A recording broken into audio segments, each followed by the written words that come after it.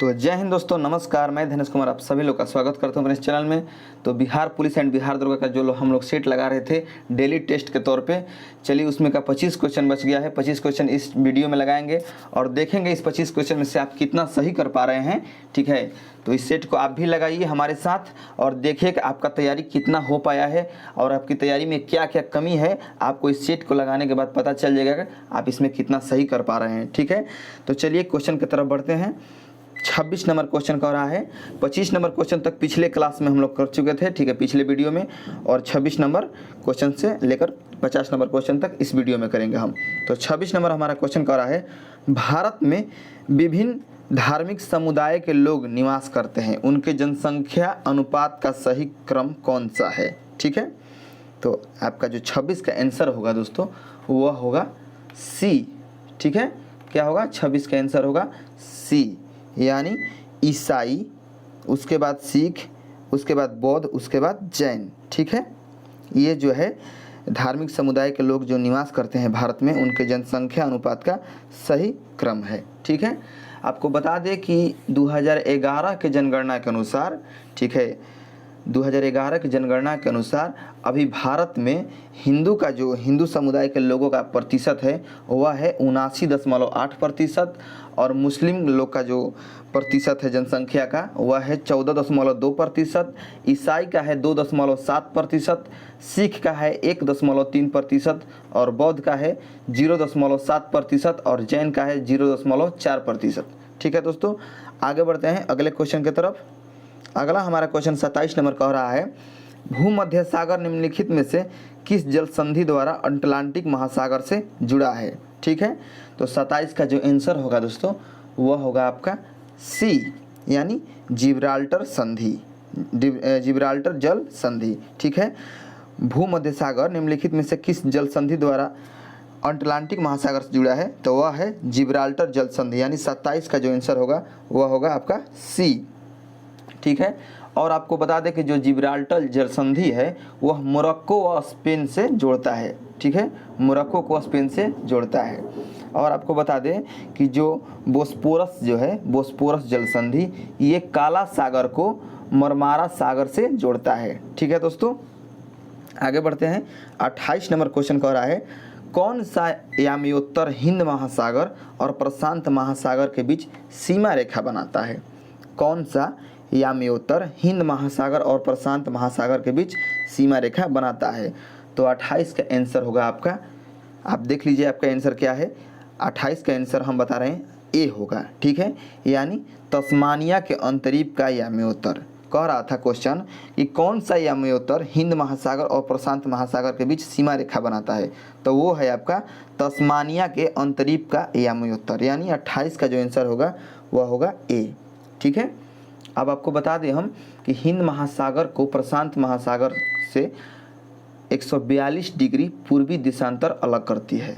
ठीक है, चलिए आगे बढ़ते हैं 29 नंबर क्वेश्चन के साथ।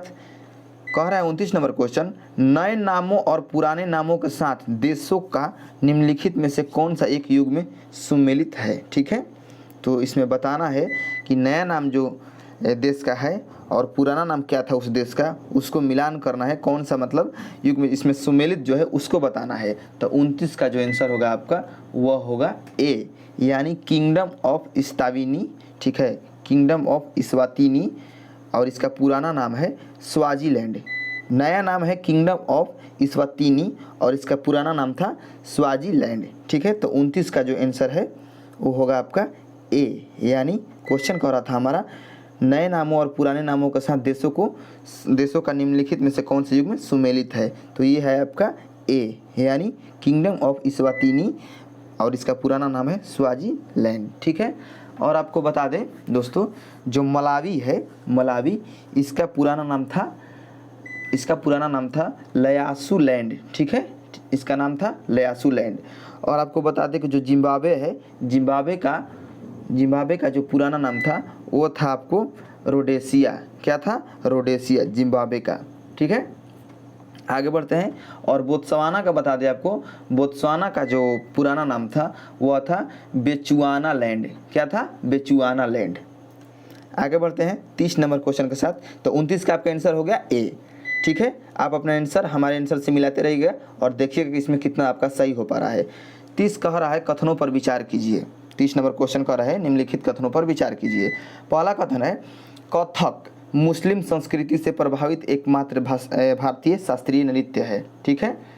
और दूसरा कथन कह रहा है ओडिसी नृत्य शैली में कामुकता और गीतात्मकता है, ठीक है। और तीसरा है गोविंद संगीत लीला विलास ग्रंथ में मणिपुर नृत्य की बारीकियों का वर्णन है, ठीक है। तो बताना है इसमें से कौन सा कथन सत्य है।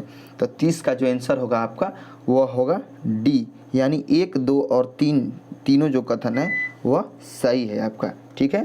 तीनों जो ये कथन है आपके सही हैं। तो 30 का हो गया डी।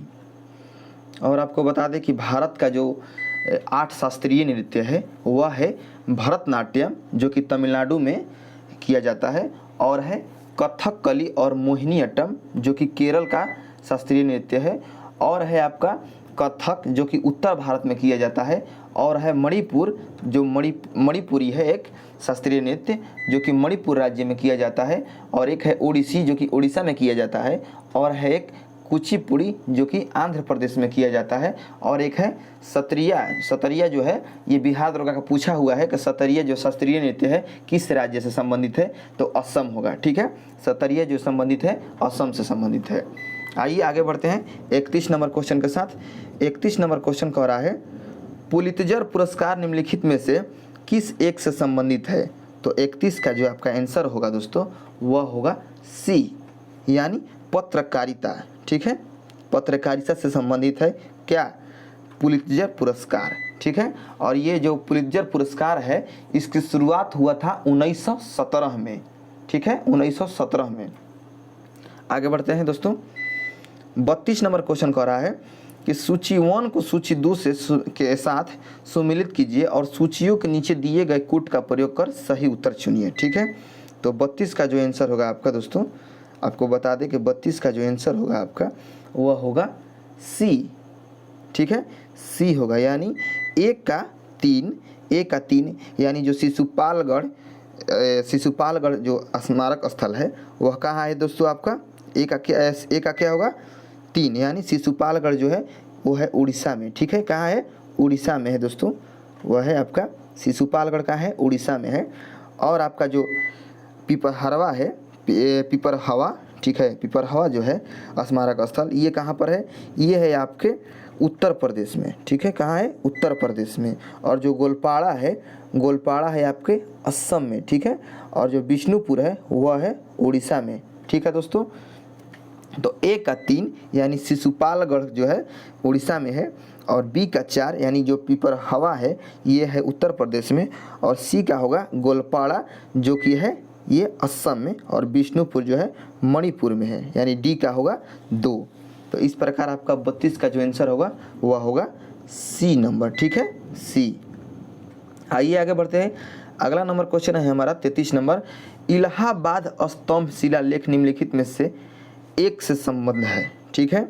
इलाहाबाद जो स्तंभ शिलालेख है निम्नलिखित में से एक से संबंध है, यानी किससे संबंधित है। इसमें 4 इसमें शासक का नाम दिया गया है, किससे संबंधित है, इलाहाबाद यानी प्रयाग का जो स्तंभ लेख है, ठीक है। तो आपका 33 का हो जाएगा डी, यानी समुद्र, ठीक है। और इलाहाबाद जो स्तंभ लेख है इसी का नाम है प्रयाग प्रशस्ति अभिलेख, ठीक है, यह प्रयाग प्रशस्ति लेख। तो प्रयाग प्रशस्ति जो अभिलेख है वो समुद्रगुप्त से माने संबंधित है, ठीक है दोस्तों। आगे बढ़ते हैं। अगला क्वेश्चन है 34 नंबर। लोकसभा में अनुसूचित जनजातियों यानी एसटी के लिए जिस राज्य में सर्वाधिक आरक्षित सीटें हैं वह हैं। कहने का मतलब ये है क्वेश्चन का कि लोकसभा में अनुसूचित जनजाति यानी एसटी के लिए जिस राज्य में सर्वाधिक सीट, माने किस राज्य में सर्वाधिक सीट आरक्षित है एसटी के लिए, ठीक है। मैंने सबसे ज़्यादा आरक्षित सीट किस राज्य में है जनजाति के लिए, एसटी के लिए, तो वो हो जाएगा आपका 34 का आंसर होगा दोस्तों आपका डी, यानी मध्य प्रदेश में, ठीक है। मध्य प्रदेश राज्य में एसटी के लिए सर्वाधिक आरक्षित सीट है, ठीक है दोस्तों। और आपको बता दें कि जो लोकसभा में अनुसूचित जाति व जनजाति का जो सीटों का आरक्षण है इसकी चर्चा अनुच्छेद 330 में है। किस में है, अनुच्छेद 330 में। और अनुच्छेद 332 में विधानसभा में अनुसूचित जाति व जनजाति के सीटों का आरक्षण के बारे में चर्चा है, ठीक है। 35 नंबर क्वेश्चन कह रहा है अंतर्राष्ट्रीय संधियों को भारत के किसी भाग अथवा संपूर्ण भारत में लागू करने के लिए संसद कोई भी कानून बना सकती है। ठीक है, यहाँ पर 4 ऑप्शन दिया गया है, देख सकते हैं यहाँ पर स्क्रीन पर। तो कौन सा ठीक है इसका आंसर होगा, आप देखिए बताइए। ठीक है, कह रहा है क्वेश्चन कि अंतर्राष्ट्रीय संधियों को भारत के किसी भाग अथवा संपूर्ण भारत में लागू करने के लिए संसद कोई भी कानून बना सकती है। ठीक है, पहला कह रहा है सभी राज्यों की सहमति से, दूसरा कह रहा है बी नंबर बहुसंख्य राज्यों की समिति से, तीसरा कह रहा है सी नंबर संबंधित राज्यों की सहमति से, और डी कह रहा है बिना किसी राज्य की सहमति से। ठीक है, तो 35 का जो आंसर होगा वो होगा आपका डी, बिना किसी राज्य की सहमति से। ठीक है, 36 नंबर क्वेश्चन कह रहा है बांग्लादेश में गंगा नदी को पुकारा जाता है किस नाम से। ठीक है, तो किस नाम से दोस्तों, 36 का आंसर हो जाएगा आपका। आप बताइए, एकदम हल्का क्वेश्चन है। ठीक है, ये आसान क्वेश्चन है, आप जरूर बताइए, इसको कमेंट में लिखिए। बांग्लादेश में गंगा नदी को किस नाम से पुकारा जाता है। तो 36 का जो आंसर होगा वो होगा बी, यानी पद्मा। पद्मा के नाम से गंगा नदी को पुकारा जाता है। ठीक है दोस्तों, पद्मा नदी के नाम से।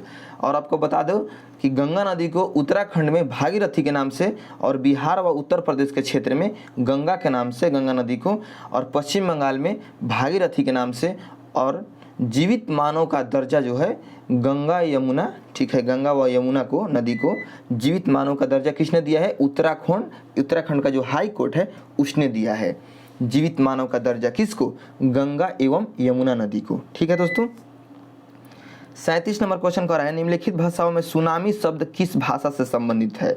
सुनामी शब्द जो है किस भाषा से संबंधित है। तो 37 का हो जाएगा आपका बी, यानी जापानी। ठीक है, जापानी से संबंधित है। ठीक है दोस्तों, क्योंकि आपको बता दें सु का अर्थ होता है बंदरगाह और नामी का अर्थ होता है लहर या तरंग। ठीक है, तो जो सुनामी शब्द है ये जापानी भाषा से संबंधित है। ठीक है दोस्तों, 38 नंबर क्वेश्चन कह रहा है 38 नंबर अंतर्राष्ट्रीय स्तर पर मेसाबी रेंज जिस उत्पाद के लिए जाना जाता है वह है। ठीक है, अंतर्राष्ट्रीय स्तर पर मेसाबी रेंज जिस उत्पाद के लिए जाना जाता है वह उत्पाद कौन सा है। तो आपका इसमें 38 का आंसर होगा सी, यानी लौह अयस्क। ठीक है, सी यानी लौह अयस्क। ठीक है, चलिए आगे बढ़ते हैं। 39 नंबर क्वेश्चन कह रहा है हमारा, 39 नंबर क्वेश्चन को देखते हैं। 39 नंबर क्वेश्चन कह रहा है शून्य अंश अक्षांश तथा शून्य अंश देशांतर अवस्थित है कहाँ पर। यानी शून्य अंश जो अक्षांश है, शून्य अक्षांश और शून्य देशांतर कहाँ पर अवस्थित है। तो 39 का आपका आंसर हो जाएगा ए, यानी अटलांटिक महासागर में। अटलांटिक महासागर में आपका शून्य अंश अक्षांश और शून्य अंश देशांतर अवस्थित है। आइए 40 नंबर क्वेश्चन देखते हैं। 40 नंबर क्वेश्चन कह रहा है किस पहले अध्यक्ष ने औपचारिक विंग त्याग कर, ठीक है, फिर से क्वेश्चन रिपीट कर रहे हैं हम। किस पहले अध्यक्ष ने औपचारिक विंग त्याग कर गांधी टोपी पहनकर सदन की अध्यक्षता की। ठीक है, विंग त्याग कर गांधी टोपी पहनकर सदन की अध्यक्षता की। ठीक है, तो क्वेश्चन ये कह रहा था हमारा कि किस पहले अध्यक्ष ने, यानी वह कौन से पहले अध्यक्ष थे जो विंग होता है, विंग को त्याग दिए और गांधी का टोपी पहनकर सदन में अध्यक्षता किए थे। ठीक है, तो 40 का जो आंसर होगा आपका वह होगा दोस्तों सी, यानी जीवी मावलंकर। जीवी मावलंकर जो है औपचारिक जो विंग होता है, विंग को हटा दिए, त्याग दिए और गांधी जी का टोपी पहनकर सदन की अध्यक्षता किए थे। ठीक है दोस्तों, है कि 14 या 15 अगस्त 1947 की मध्य रात्रि केंद्रीय असेंबली में इकबाल का गीत हिंदुस्तान हमारा तथा जनगण मन किसने गाया। तो 41 का जो आपका आंसर होगा वह होगा डी, यानी एम.एस. सुब्बालक्ष्मी। एम.एस. सुब्बालक्ष्मी ने 14 या 15 अगस्त 1947 की जो मध्य रात्रि है केंद्रीय असेंबली में इकबाल का गीत जो था, इकबाल का हिंदुस्तान हमारा तथा जनगण मन, जिनकी रचयिता रविंद्रनाथ टैगोर थे, ये गीत गाया था किसने, एम.एस. सुब्बालक्ष्मी। ठीक है, 42 नंबर क्वेश्चन कह रहा है केंद्रीय खनन अनुसंधान संस्थान स्थित है कहाँ पर। तो 42 का जो आंसर होगा आपका वह होगा बी, यानी धनबाद में। केंद्रीय खनन अनुसंधान जो है धनबाद में स्थित है। 43 नंबर क्वेश्चन कह रहा है वह भारतीय जो अंतर्राष्ट्रीय युद्ध विरोधी संगठन का अध्यक्ष 1988 में नियुक्त किया गया था, वे थे, कौन थे? वह भारतीय जो अंतर्राष्ट्रीय युद्ध विरोधी संगठन का अध्यक्ष 1988 में नियुक्त किया गया, वह कौन थे? तो 43 का जो आपका आंसर होगा वो होगा दोस्तों ए, यानी मोरारजी देसाई। 43 का कौन सा आंसर होगा? ए, यानी मोरारजी देसाई। ठीक है, आगे बढ़ते हैं। 44 नंबर क्वेश्चन कह रहा है निम्नलिखित में से कौन पक्षियों का महाद्वीप के नाम से जाना जाता है? पक्षियों का महाद्वीप के नाम से कौन सा महाद्वीप जाना जाता है? तो 44 का आंसर होगा आपका सी, यानी दक्षिण अमेरिका। दक्षिण अमेरिका जो है पक्षियों के महाद्वीप के नाम से जाना जाता है। 45 नंबर क्वेश्चन कह रहा है दोस्तों, 45 नंबर क्वेश्चन आप स्क्रीन पर देख सकते हैं। राष्ट्र कवि की उपाधि अपनी साहित्यिक कृतियों द्वारा भारतीय स्वतंत्रता संग्राम में सबल सहयोग हेतु निम्न में से किसे प्राप्त हुई थी? तो 45 का आंसर जो होगा आपका वह होगा ए, यानी मैथिली शरण। ठीक है, 45 का जो आंसर होगा ए, यानी मैथिली शरण गुप्ता, मैथिली शरण गुप्त। ठीक है, आइए 46 नंबर क्वेश्चन देखते हैं। 46 नंबर क्वेश्चन कह रहा है निम्नलिखित में से कौन सा मरुस्थल है? निम्नलिखित में से कौन सा मरुस्थल है? तो 46 का जो आंसर होगा आपका ए, यानी जो सिंधु क्षेत्र है वह मरुस्थल है। ठीक है, और ये जो मरुस्थल है ये उत्तरी पश्चिमी भाग में है। ठीक है, कहाँ है? उत्तरी पश्चिमी भाग में। 47 नंबर क्वेश्चन कह रहा है अंतर्राष्ट्रीय पृथ्वी दिवस कब मनाया जाता है? अंतर्राष्ट्रीय पृथ्वी दिवस कब मनाया जाता है? तो ये आपका हो जाएगा 47 का सी। ठीक है, जो कि हाल ही में था, वो है आपका 22 अप्रैल। 22 अप्रैल को मनाया गया क्या? अर्थ डे, यानी अंतर्राष्ट्रीय पृथ्वी दिवस। 48 नंबर क्वेश्चन कर रहा है वर्तमान में अंतर्राष्ट्रीय मुद्रा कोष यानी IMF के सदस्य देशों की संख्या कितनी है वर्तमान में? तो आपका हो जाएगा 48 का दोस्तों डी, यानी 190। ठीक है, 49 नंबर क्वेश्चन कह रहा है NGT का पूर्ण रूप। तो 49 का जो आंसर होगा दोस्तों वो होगा ए, यानी national green tribunal, national green tribunal. 49 का होगा ए। 50 नंबर क्वेश्चन कह रहा है भारत का सबसे पहला जैविक खेती पर आधारित राज्य कौन सा है? भारत का सबसे पहला जैविक खेती पर आधारित राज्य कौन सा है? ठीक है, तो 50 का जो आंसर होगा वह होगा सी, यानी सिक्किम। जैविक खेती पर आधारित राज्य जो है वह है सिक्किम। ठीक है, और विश्व का पहला देश पूछेगा कि विश्व का पहला देश जैविक खेती पर आधारित कौन सा देश है? तो वो हो जाएगा आपका क्यूबा। और केंद्र शासित प्रदेश पूछेगा तो वो होगा आपका लक्षद्वीप। ठीक है दोस्तों, तो हम लोग ने दो सेट को पूरा कर लिया है। ठीक है दोस्तों, 25-25 क्वेश्चन करके इस सेट को पूरा कर लिया है। और इस क्वेश्चन कराने का तरीका आपको कैसा लगा? ठीक है, कमेंट सेक्शन में जवाब दीजिए। और आपके लिए रोज़ हम बिहार पुलिस एंड बिहार दरोगा का नया नया सेट लेकर आते रहेंगे, नए नए क्वेश्चन लेकर आते रहेंगे, अच्छे से अच्छे क्वेश्चन लेकर आएंगे, ताकि आपको एग्जाम में जो एग्ज़ाम होगा आपका एग्ज़ाम में बेहतर से बेहतर आप करके आएंगे और मेरिट तक पहुँचेंगे। ठीक है दोस्तों, तब तक के लिए जय हिंद, मिलते हैं अगले वीडियो में।